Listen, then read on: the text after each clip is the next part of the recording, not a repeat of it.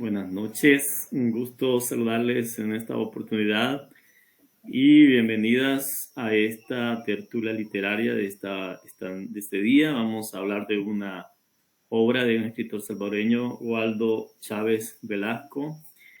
Y pues para empezar, pues tiene un nombre bien curioso, un nombre bien curioso y no sé qué les ha parecido, es la corrupción y otras hierbas, no sé qué les suena el nombre. Mi nombre, bueno, hablando de nombres, mi nombre es Juan Daniel Amaya Argueta. Tengo el gusto de compartir en esta ocasión esta conversación sobre esta interesante obra. Y pues a mí me pareció muy cómica, tiene partes muy divertidas, pero también tiene partes muy de contenido de crítica social, de crítica política, y que menciona algunas problemáticas de la época en que se escribió, allá por los años 80, 1987, se menciona como una fecha en la que se adaptó un guión teatral para una compañía de actores de acá de El Salvador, encabezada por el actor Antonio Lemos Simón, un actor muy famoso en el Teatro de El Salvador. No sé qué les ha parecido, pues vamos a tener este espacio para conversar. ¿Cuáles han sido sus impresiones? ¿Qué piensan del título? ¿Qué les ha parecido la lectura? Y pues quisiera que participáramos esta noche. Buenas noches, compañeros, ¿cómo les va? Pues mi nombre es Alejandra Marina Aguilar Sol y pues como ya lo dijo el compañero, vamos a estar hablando de este autor salvadoreño, Waldo Chávez Velasco. Pues el título, la obra en sí está bastante interesante, tiene un tiempo bastante lineal. Y sí, se tocan bastantes temas, aparte de la política, aparte también de lo moral, deja una buena enseñanza y más adelante se le va a ir dando seguimiento y hablando acerca de esta obra. Buenas noches, compañeros. Mi nombre es Laura Álvarez y pues vamos a estar hablando, como ya lo dijimos anteriormente, acerca de esta obra que es bastante interesante. El tema central prácticamente es la corrupción, pero también se abordan otros temas ahí relacionados, ¿verdad? Que tienen que ver con temas morales más que todo, ¿verdad? Así que es una obra bastante interesante y vamos a estar desarrollando ahí un poquito sobre este tema en sí de la corrupción. Buenas noches, compañeros. Mi nombre es Claudia Beatriz Amaya de Funes. Es un gusto poder estar compartiendo con ustedes, donde vamos a abordar lo que es la obra, como ustedes ya lo mencionaron, ¿verdad? La corrupción y otras hierbas, donde es una sátira de una crítica política, ¿verdad? Donde nos muestra algunos problemas que abarcan a la sociedad en aquel tiempo, pero que en la lectura, cuando nos adentramos en ella, es como que si lo estuviéramos viviendo, ¿verdad? Y como ya lo dijeron ustedes, habla de algunos problemas y sobre la desvalorización de los valores. Buenas noches, compañeros. Mi nombre es Lisette Saray Álvarez Alvarado y pues como ustedes ya lo mencionaron, pues nos vamos a divertir un momentito hablando sobre esta obra, ¿no? Que al escuchar el nombre por primera vez yo quedé, hierba, ¿será que tiene además de la corrupción ese tipo de vicios? Pero resulta que después al leerla nos dimos cuenta de que, bueno, en realidad no se refiere a esos vicios, ¿verdad? Sino que se refiere a como a otros tipos de corrupción, ya sea a diversos temas que más adelantito pues ahí lo vamos a ir sacando para poder analizarlos o relacionarlos, ¿verdad? En nuestra vida diaria que pasamos aquí en nuestro país.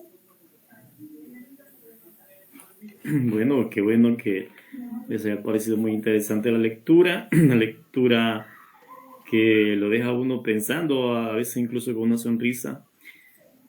Y pues específicamente, no sé, ¿qué piensan? Ajá, así como lo mencionó Lisette, ¿qué les vino a la mente con respecto al título? ¿Por qué se relaciona eso a la corrupción y otras hierbas? Como que la corrupción es una especie de droga, algo así, no sé.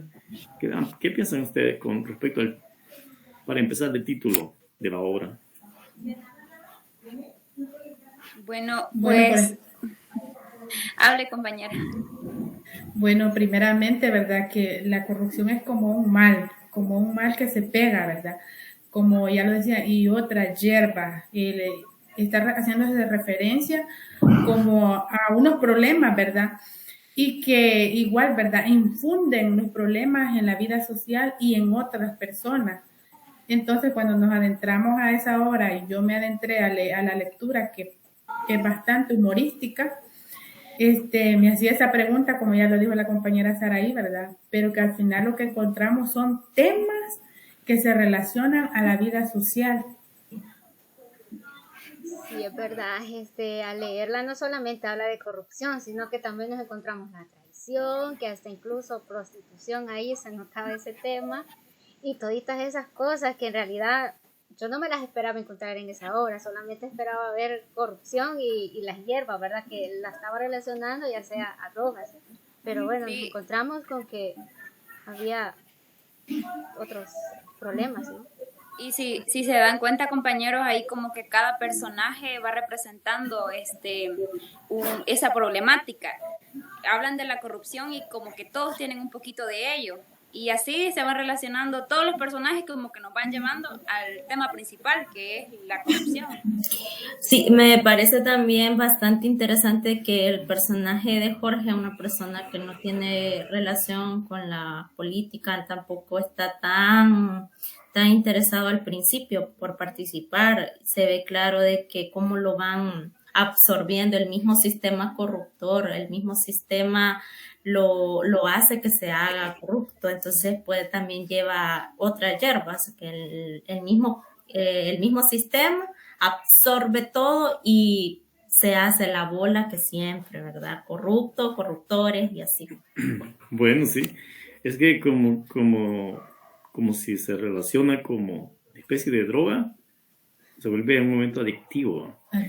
Bueno, pero vamos a hablar también, no sé, que si alguien tiene alguna información con respecto al autor de la obra. Sí, si alguien ha investigado, acá ha sabido un poco más sobre Waldo Chávez Velasco, no sé quién nos podría compartir alguna información al respecto. Sí, yo, compañero.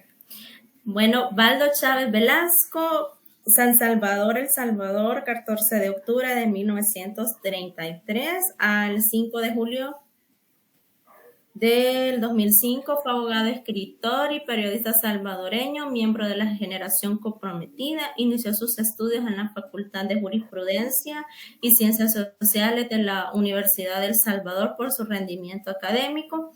Obtuvo una beca gubernamental y viajó a la Universidad de Bolonia, en Italia, donde en 1959 obtuvo el doctorado de Derecho Internacional. También efectuó estudios de comunicaciones en la Universidad de París. Durante su estancia en Europa, conoció a la escritora salvadoreña Irma Laza, con quien contrajo matrimonio. Un dato bastante importante es que fue miembro del Partido Conciliación Nacional, PCN, de ideología anticomunista. Durante el gobierno de 1962 a 1979, durante el gobierno del general Fidel Sánchez, una de sus obras fueron Quien secuestró a Scott, Lápidas de guerra, Sombrero de otoño y El Cepitín. Qué interesante la vida de este personaje, ¿verdad? Y hablando de personajes, en el desarrollo de la obra, como tal, hay ciertos personajes muy interesantes. No sé a ustedes cuál les llamó más la atención. En mi caso, fueron dos. El papá de Jorge, que es Antonio, y lo describe como un señor con 50 años, bien llevado, ¿no? O sea, a pesar de la edad, pues no se miraba mal quizás. Era un empresario, microempresario, quizás de una clase media, pero a medida que se va desarrollando la trama, nos damos cuenta que fue escalando económicamente, políticamente, socialmente, hasta que llegó al final ser candidato y presidente de la República de El Salvador dentro del mundo de la obra, no en la vida real, sino que en el mundo de la obra. Y pues que también poco a poco se fue corrompiendo, aunque el partido que él decía representar era el partido ante la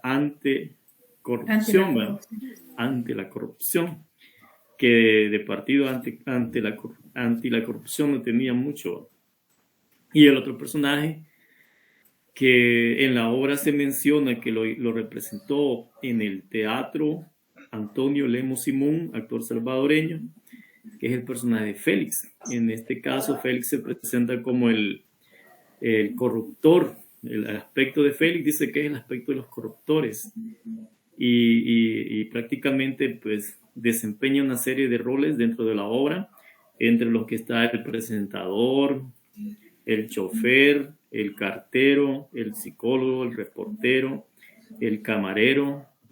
Un personaje bien interesante que él se presenta como el ángel defensor del vínculo matrimonial. Y al final, el tío Sam. Como podemos ver, este personaje representa múltiples facetas y como que muchos estratos sociales, personas de la clase baja, clase media, y al final representa a los mismos Estados Unidos con tío Sam, que es un personaje icónico de la cultura estadounidense.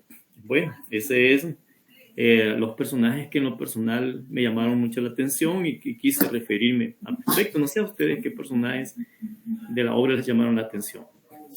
Sí, a mí me llamó bastante la atención los cuatro aspirantes a ministros que iban a estar ocupando un cargo bastante importante dentro del ámbito social y el ámbito nacional, ¿verdad? Entonces, pues tenemos que el aspirante número 1 tiene una característica bastante peculiar y que lo podemos centrar bastante en las personas que no les gusta, son acomodados, que son despreocupados a su familia, que a pesar que tiene hijos, pero no se ocupa de ellos, espera que otra persona haga la labor que a él le corresponde. También tenemos el aspirante número 2 que va a ministro de Trabajo. Bueno, de hecho, el ministro número 1 va a ministro de Educación. El aspirante número 2 va a ministro de Trabajo, una persona bastante distraída, que no sé por qué él aspiraba a tener ese cargo, sabiendo que él no anda preocupado por sus asuntos y distraído, que si se me olvidó, pues ni modo y no lo hago y punto. También tenemos el aspirante número 3, que este es el que va a ministro de Justicia. En lo personal fue uno de los personajes que me llamó bastante la atención. El ministro de Justicia, una persona que conoce bastante el ámbito, conoce cómo es el teje y maneje de las cárceles, y es que debido a que él estuvo preso por bastante tiempo, entonces él sabe cómo se maneja el sistema, quiénes son los que mandan dentro y fuera de ella.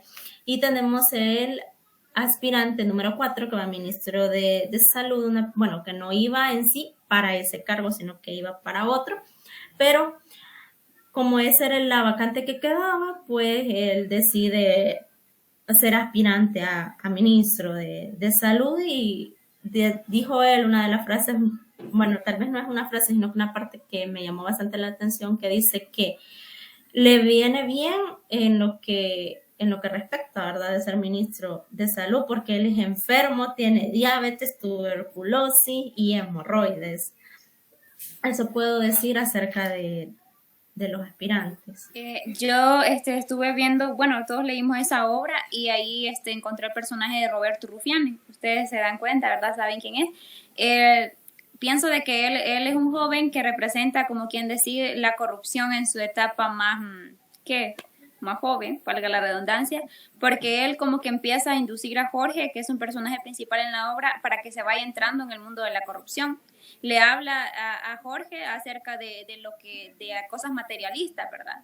Y más que todo su amistad es como por conveniencia. A él le conviene tener un amigo, ser amigo del hijo del candidato a la presidencia. Él mismo se lo aclara cuando le obsequia un carro, ¿verdad? Si se fijan en la obra, le obsequia un carro como un regalo por su amistad, no sé, pero él le dice que quien quita en un futuro lo pueda incluir en el gabinete de gobierno, o sea que no lo está dando así por así, sino que está buscando algo a cambio.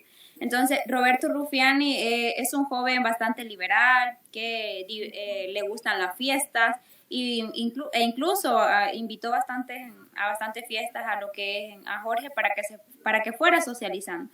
Entonces, este joven, pues como ya lo mencioné, representa lo que es la corrupción. Él tiene como 24 años, está como la edad de que tiene el personaje Jorge, y pues se convierten en amigos, pero él lo que quiere es más que todo irse relacionando con el hijo, no con Jorge en sí, sino que con el hijo del candidato a la presidencia. El otro personaje que a mí me impactó también y que me hizo reír en algunos momentos dentro de la obra es Jorge, un chico de 25 años, bien preparado, que su padre lo mandó a Canadá para prepararse, se preparó de arquitecto, mas sin embargo él tenía buenos principios y buenos valores, pero estos fueron corroídos con la corrupción, porque el amigo Félix lo corrompe dentro del papel que va a desempeñar como Jorge. Acepta ayudarle a su papá porque el papá como que le influye y le dice de que va a ganar más de la política que de arquitecto. Entonces, y tiene una conversación con don Antonio y este señor le dice de que él se va a meter en el campo de la política a raíz de la corrupción e incapacidad, ya que él tiene una secretaria que no sabe ni ortografía. Entonces le dice a Jorge que él va a llevar el lema la lucha contra la corrupción. Y es por ello que Jorge, a pesar que los aspirantes veían en él un chico muy inteligente, pero que al final pues le tocó ser parte también de esa corrupción, ¿verdad? Como dicen, ¿verdad? El que en lo malo anda, pues algo se le pega. Porque como a él le tocó estar dentro de esa, ¿cómo les digo? Dentro de esa sociedad y ser que los amigos lo influenciaron, y en este caso fue Félix, ya que ellos salían a fiestas juntos, y es por eso que Jorge al final pues se vuelve uno de los tantos corruptos también. Al leer la obra, los personajes que a mí me llamaron más la atención fueron las dos mujeres que aparecen ahí. Primero me llamó mucho la atención la serpiente que tenía en la casa, ¿verdad? Jorge, que hizo el papel de nana para él. Entonces, como mencionaba la compañera Claudia, ella fue la que se encargó de darle buenos valores, buenos principios a Jorge desde que era un niño. Y como escuchamos antes, ¿verdad? Que, como dijo la compañera, que acabó perdiéndolos al final de la obra. Pero ella fue la que tomó el papel de mamá, porque la mamá de Jorge había muerto, entonces ella tomó el papel de mamá y lo crió, lo llenó de mimos y le enseñó buenas cosas, ¿verdad? Pero ya más adelante, pues él lo fue perdiendo. También la otra persona el otro personaje que a mí me llamó la atención fue Elena, que era la novia que tenía Jorge cuando eran niños. Pero ella se comportó muy mal con él, con ayuda de su mamá, y acabó traicionándolo, ¿verdad? Y fue una traición bastante fea, de la cual Jorge se vino a enterar más adelante, como todos lo leímos. Y ella incluso acabó embarazada siendo novia de él, y pues con una persona mucho, mucho mayor que ellas, y prácticamente lo que estaba sucediendo ahí, pues sabemos que es lo de la prostitución, ¿verdad? Porque ella, el coronel, le daba dinero a ella para poder sobrevivir con su mamá, ¿verdad? Entonces, siento que es un personaje bastante feo, bastante crudo, cómo se desarrolla en la obra y cómo dañó a Jorge, ¿verdad? Más adelante cuando él se da cuenta de todo lo que ella le había hecho a él.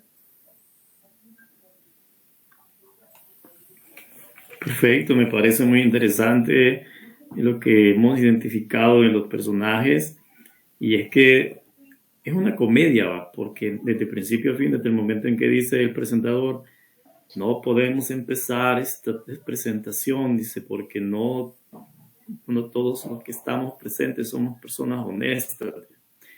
Es que le pedimos a la persona que no es honesta que por favor se retire. se levanta un personaje, se va y dice, muchas gracias, señor ministro, que le vaya bien. Dice, desde ahí ya uno tiende a reír un poco, pero dentro del mundo de la risa, de la comedia, que es una obra también que ha sido influenciada por otros grandes escritores de la comedia grecolatina, como por ejemplo Aristófanes, Boccaccio, Quevedo, también tiene un contenido de crítica, ¿verdad? Se manifiestan algunos problemas de la realidad de los años 80 en el contexto de la obra. Si no bien, pues puedo recordar algunas situaciones que se dieron en esa época. Acababa de suceder un terremoto en el año 86, estaba en pleno conflicto armado, los partidos políticos habían perdido toda credibilidad. El país venía pues en una situación bastante convulsiva socialmente.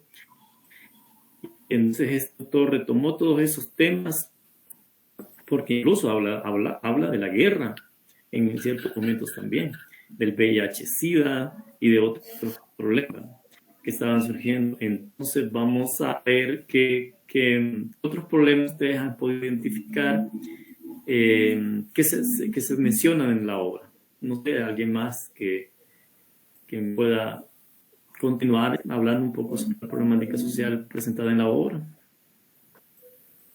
Bueno, pues uno de los problemas que pudimos identificar leyendo la obra es la incapacidad, ¿verdad?, que vimos en algunos de los ministros. En este caso, pues, el ministro de Justicia era el único que aspiraba a honradez, dice, según, ¿verdad?, el relato.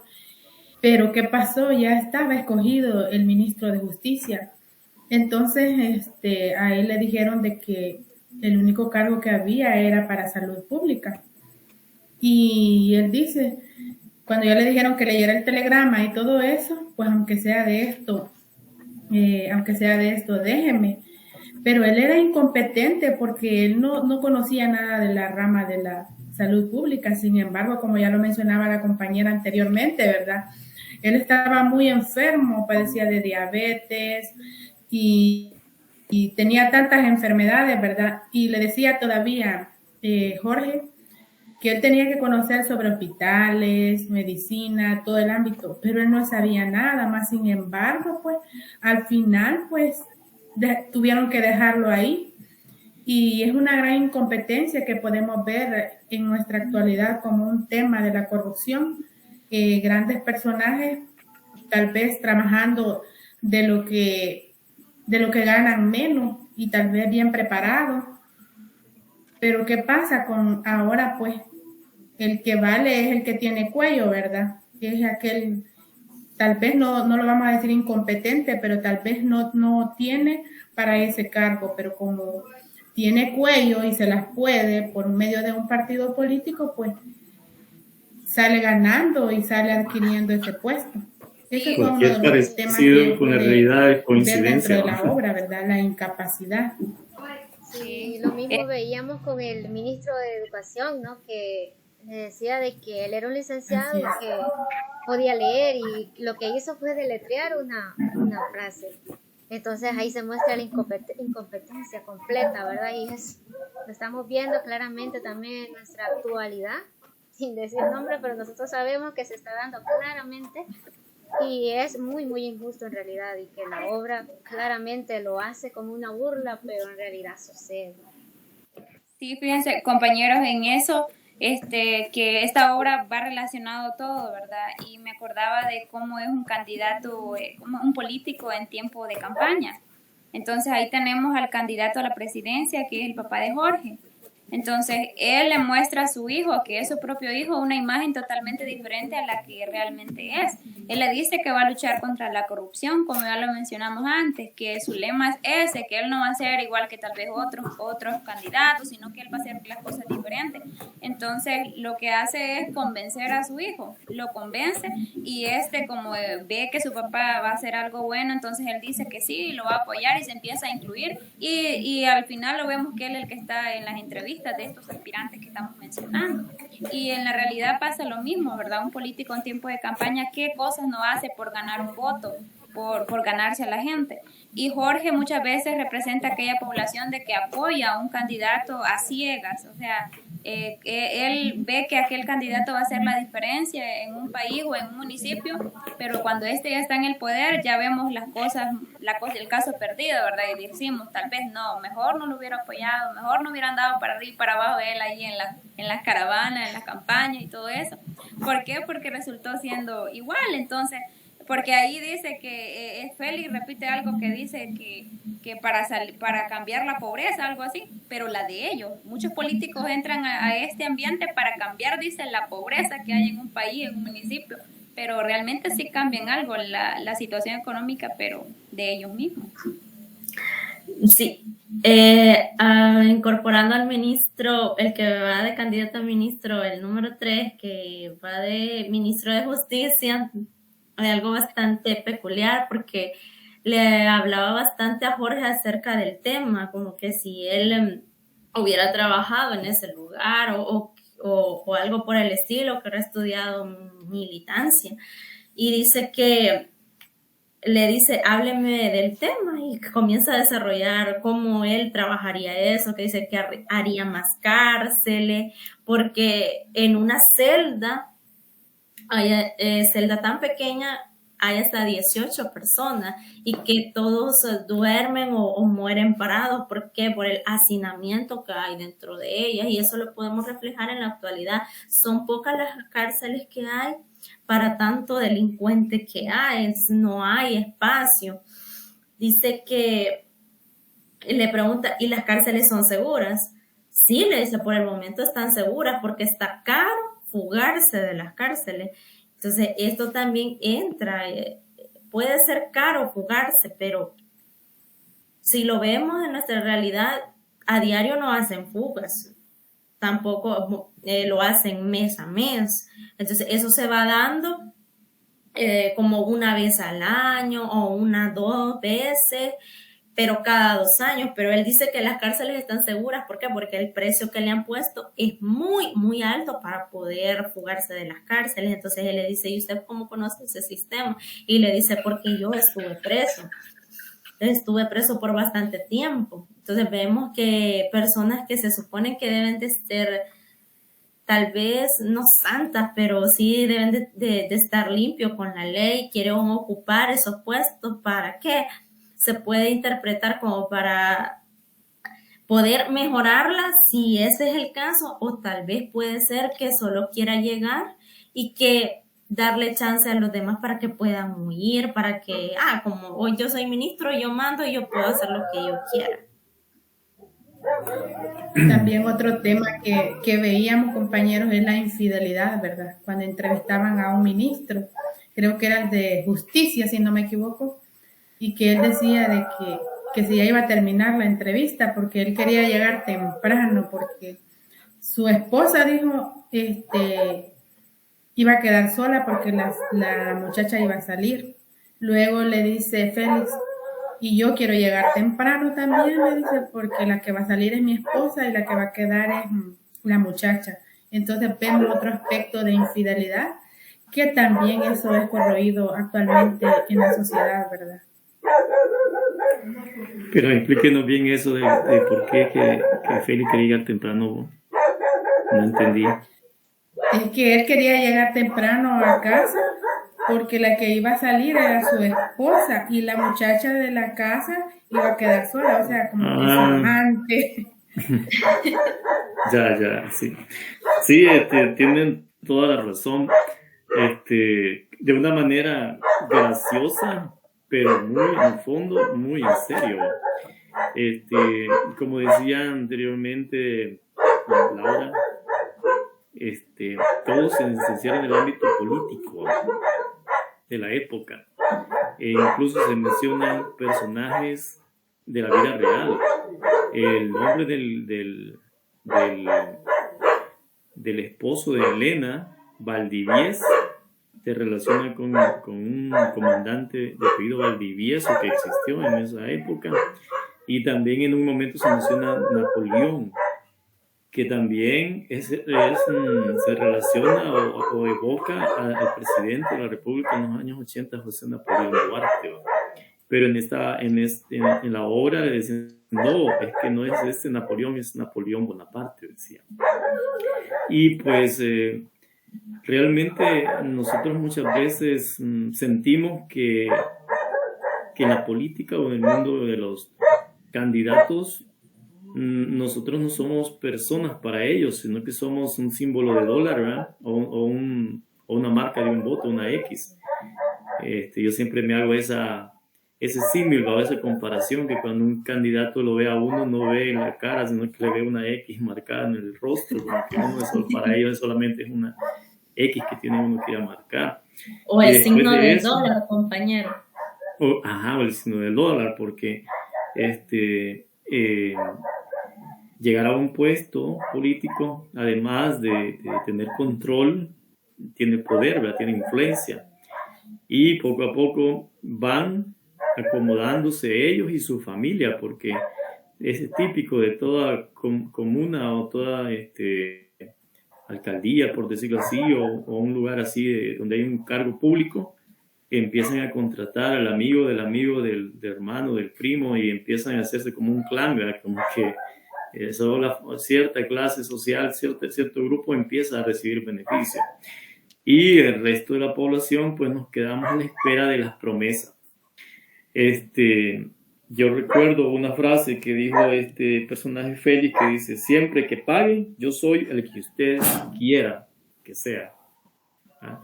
Entonces, como que por el dinero, o sea, ¿qué valor le dan a las personas? El valor de las personas depende de lo que pueden hacer por ellos. ¿Ah? Depende de lo que pueden ayudarles a alcanzar.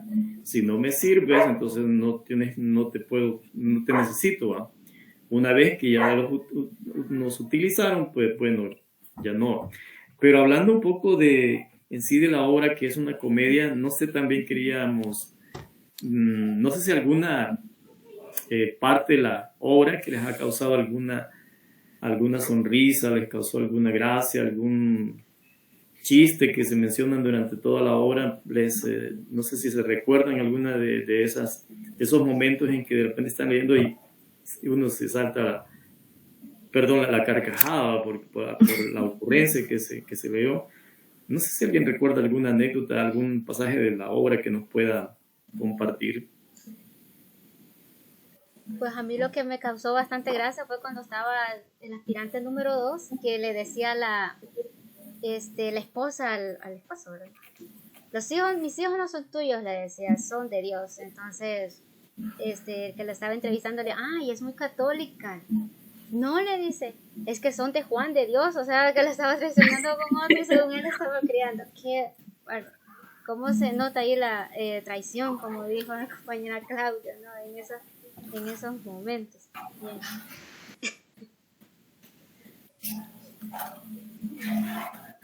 ¿Qué más? ¿Alguna otra historia que ustedes recuerdan en un chiste? Porque sí, hay momentos un poco graciosos, ¿verdad? Sí, igual, ¿verdad? A mí me causó risa cuando un aspirante, ¿verdad?, me estaba diciendo de que su esposa estaba un poco mal porque había muerto su hermano. Y le dice, ¿y de qué murió su hermano? Le dice, ahogado, le dijo.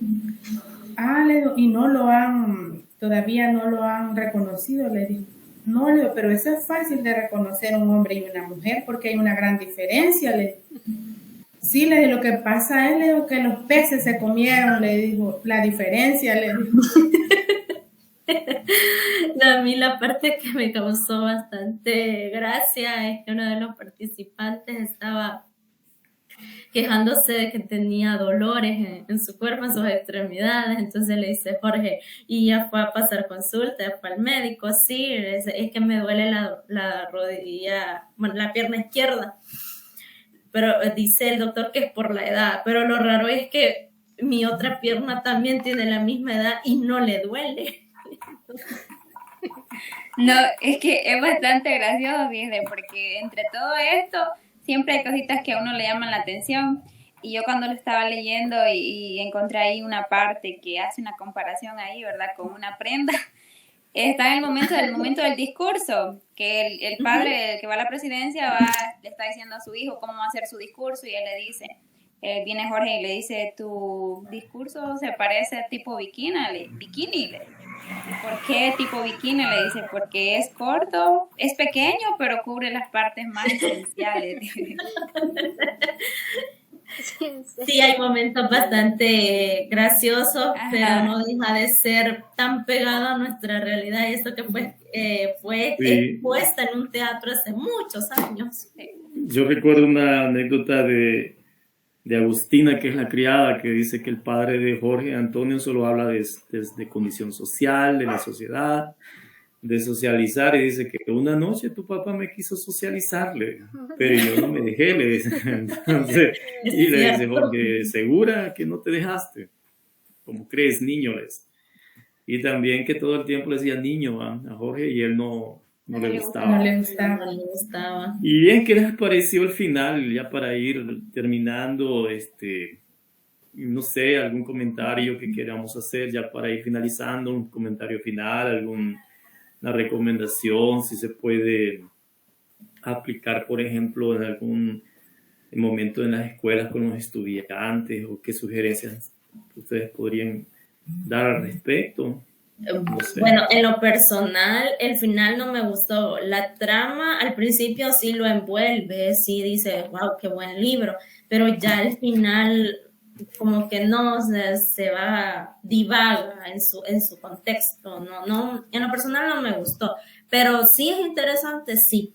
¿Lo recomiendo? Sí, lo recomiendo, solo que si lo vamos a emplear en nuestros estudiantes sería a nivel de bachillerato.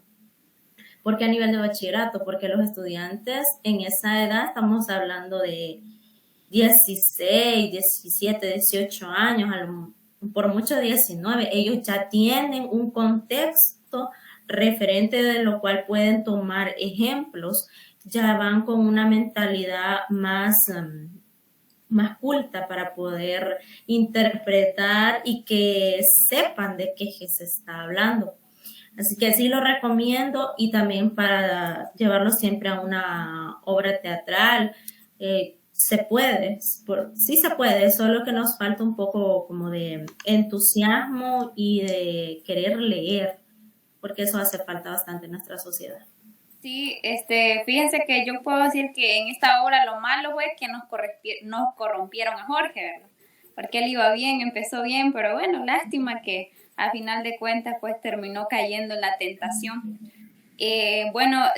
Bastante interesante, y como dice la compañera Alejandra, sí se recomienda para un nivel un poquito más alto, porque hay un nivel más de comprensión y ellos lo pueden comparar, así como nosotros lo comparamos con la sociedad, con los problemas sociales, ellos también lo pueden hacer. Así que una obra bastante interesante, y claro que la podemos recomendar en un futuro para nuestros estudiantes.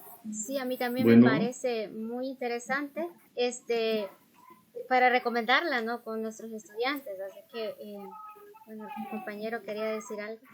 ¿Continúa? Sí, la verdad es que yo creo que podríamos pasar hablando toda la noche respecto de esta interesante obra, pero quizás vamos a ir finalizando hasta este momento, ¿verdad? Yo creo que ha sido una charla muy amena, esta tertulia literaria, así que pues de mi parte, gracias por haber participado. Espero que tengamos la oportunidad de volvernos a encontrar para discutir otro libro más adelante, pero por el momento vamos a ir cerrando, así que les deseo que pasen una feliz noche, que haya sido muy, muy interesante para ustedes también. Y no sé, tal vez doña Claudia podría dar algún comentario final y ahí cerramos esta tertulia. Bien, pues esta temática ha sido bien provechosa, ¿verdad? Me ha llamado mucho la atención porque cada uno de nosotros hemos opinado al respecto y hemos entendido prácticamente el mensaje que nos dejó esta obra, ¿verdad? Esta obra que más que todo es de una trama humorística, pero que deja una gran enseñanza a cada uno de nosotros. Bueno, un gusto entonces haber compartido con ustedes. Adiós, compañeros. Pasen una feliz noche y muchas gracias. Buenas noches.